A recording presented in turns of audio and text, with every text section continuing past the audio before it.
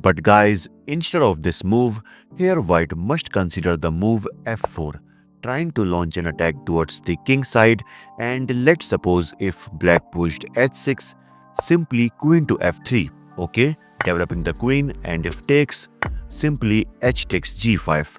And if black tries to exchange the rooks, now comes knight takes d4, okay, bishop takes d4. And now black can go for e5, trying to attack this bishop, but simply bishop to f2. And now you can see this position is better for white due to these advanced pawns. And in the next move, white can go for queen to h8 check. And yup, you can see black queen and light square bishop are still in their original place. Okay, so in the actual game, after the move queen to e2,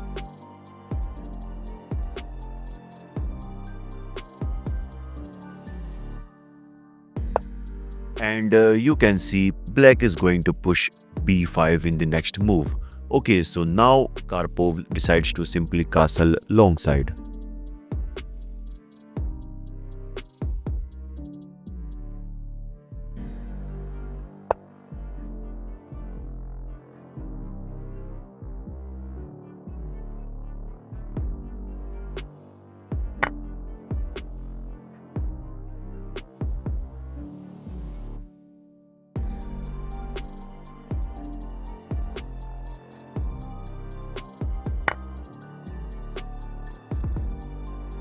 Okay, so now bishop to d4 by Karpov, targeting this g7 pawn. And now for black, it's better to just go for castling. But instead here black decides to push b4. And guys, now comes the most interesting part of this game. In this position here, Karpov shocked everyone by sacrificing his knight on d5, by knight to d5. But why? I mean, what's the idea behind this? Here the idea is simple. After e takes d5, bishop takes g7, targeting this rook. And there is only one square left for this, which is g8 square. And after that, e takes d5. And now you can see this e file is completely opened. And that's the main idea behind this sacrifice, so that white can open the center. Okay, so now for black, it's better to bring this queen to c5, so that he can support this b4 pawn. And if white decides to brings his bishop back to d4, trying to attack this queen, but black can simply capture on d5. And you can see now black is targeting this a2 pawn as well as this rook on h1. But in the actual game, after this move, here black goes for queen to c7, and now bishop to f6 by Karpov, threatening mate in 1. And now for black, it's better to just capture this bishop. But here he decides to bring his knight to e5. And the problem with that move is now bishop takes e5. And after black recaptures, f4. And now here bishop to f5, eyeing this c2 pawn. And now you can see in the next move, black can bring his rook to c8, and so that he can maintain the more pressure. But some of you might be thinking why this is still an inaccuracy. This is because here there is a move which can spoil all of the black's plan, which is played by Karpov, bishop to h3, asking for bishop exchange.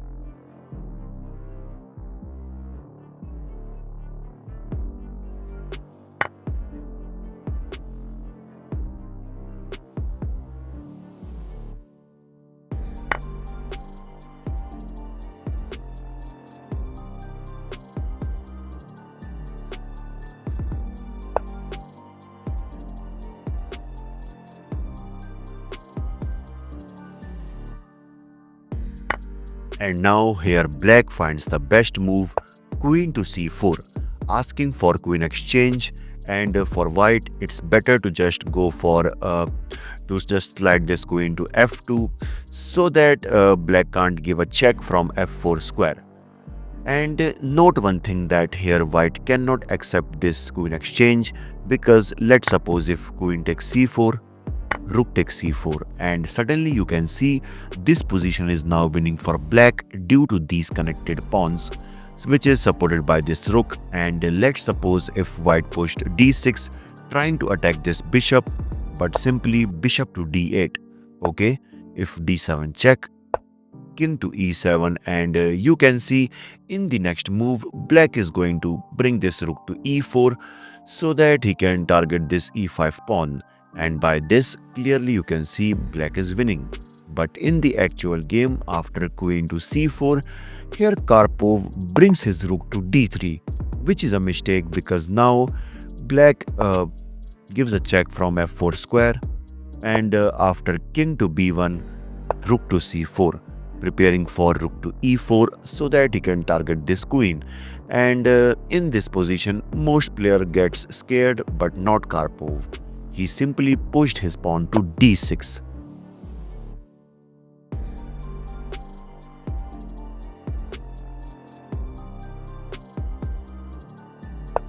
And here black tries to attack this queen, but simply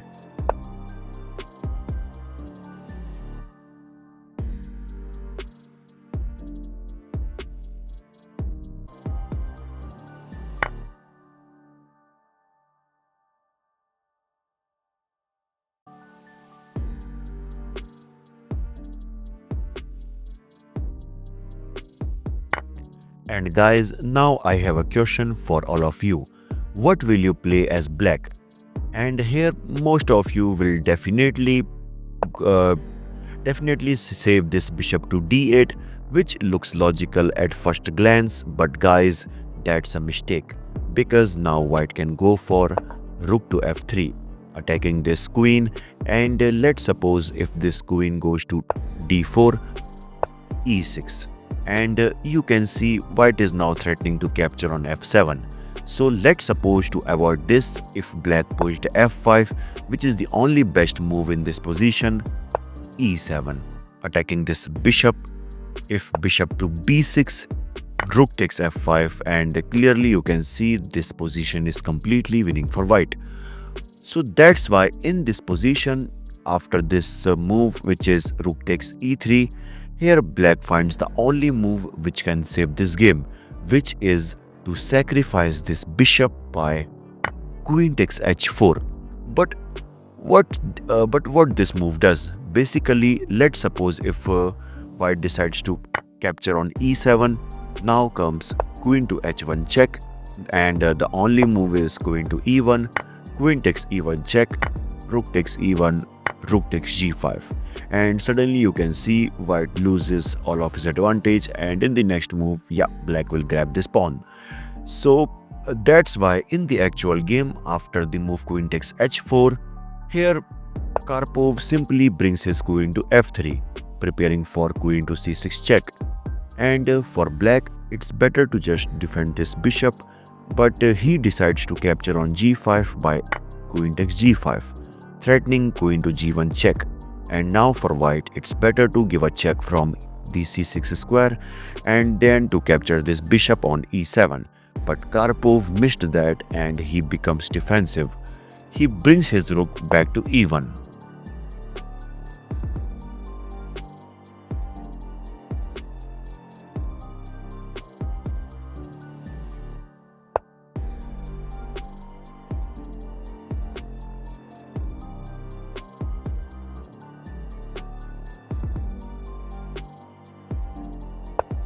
And again, black can't defend this bishop due to the threat of e6.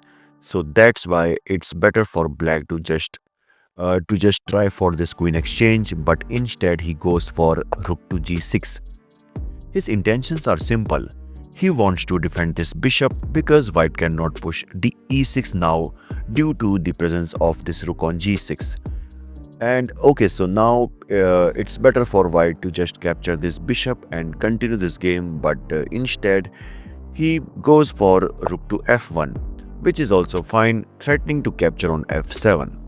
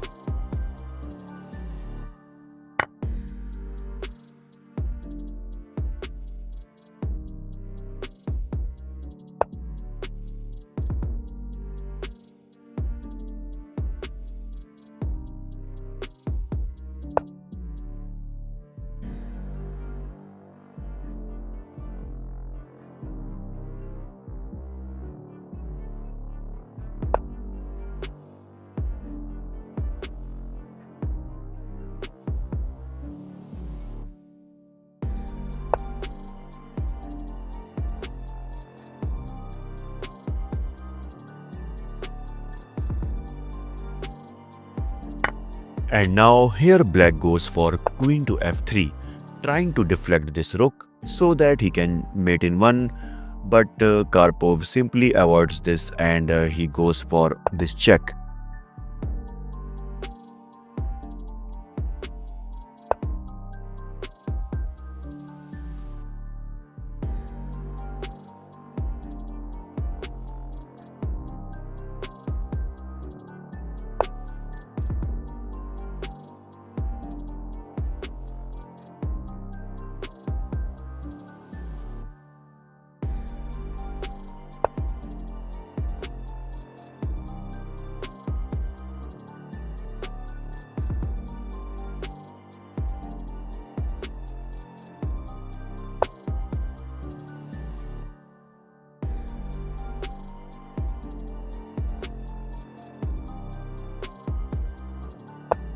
And finally Karpov pushed b3, creating some space for this king.